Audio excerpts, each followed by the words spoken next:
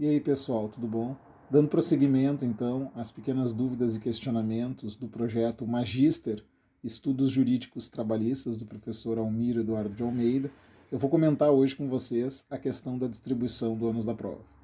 Até a reforma da CLT de 2017, o artigo 818 previa que o ônus da prova incumbe a parte que alega. Muitas pessoas discutiam se caberia ou não invocar a aplicação subsidiária do CPC, que tinha uma disposição mais destacada, que nós sabemos qual é, que diz que cabe ao autor a prova do fato constitutivo do direito e ao réu a prova dos fatos modificativo, extintivo e impeditivo dos direitos. Pois bem, com essa reforma trabalhista da Lei 13.467 de 2017, o artigo 818 da CLT ele foi desdobrado e passou a prever justamente o que a Lei Processual Civil já trazia.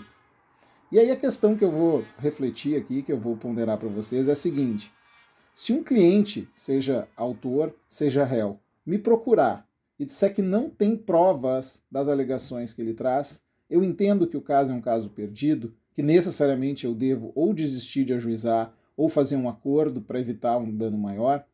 Então, além do desdobramento nos incisos 1 e 2 do artigo 818, foram acrescentados os parágrafos 1º, 2º e 3º.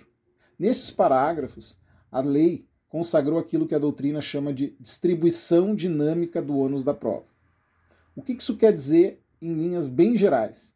Significa que, em casos expressamente previstos em lei, ou, segundo o parágrafo 1º, diante da peculiaridade da causa relacionadas à impossibilidade ou excessiva dificuldade de cumprir o encargo nos termos desse artigo, ou a maior facilidade de obtenção de prova do fato contrário, poderá o juízo atribuir o ônus de modo diverso, desde que o faça por decisão fundamentada, caso em que deverá dar às partes a oportunidade de se desincumbir do ônus que lhe for atribuído. Vamos imaginar a seguinte situação: um caso envolvendo assédio sexual. Raramente o assédio é feito de modo documentado. Pode acontecer de ser enviada mensagem ou até mesmo promovido alguma ação perante terceiros, uma reunião, mas é comum que essas práticas ocorram entre quatro paredes, envolvendo vítima e assediador. Como fica, neste caso, a prova pela vítima? É uma prova extremamente complexa, se não inviável. Nessas situações, devidamente fundamentada, provocado ou não pela parte autora, pode a magistrada e o magistrado determinar que o réu, ou pelo preposto ou pelas testemunhas, se desencumba da alegação de provar que não houve prática, seja por indício, seja por prova relacionada sobre forma de tratamento, etc. Outra hipótese que me vem à mente é quando há uma tecnologia envolvida e há um questionamento sobre a forma de calcular a comissão ou mesmo pagamento.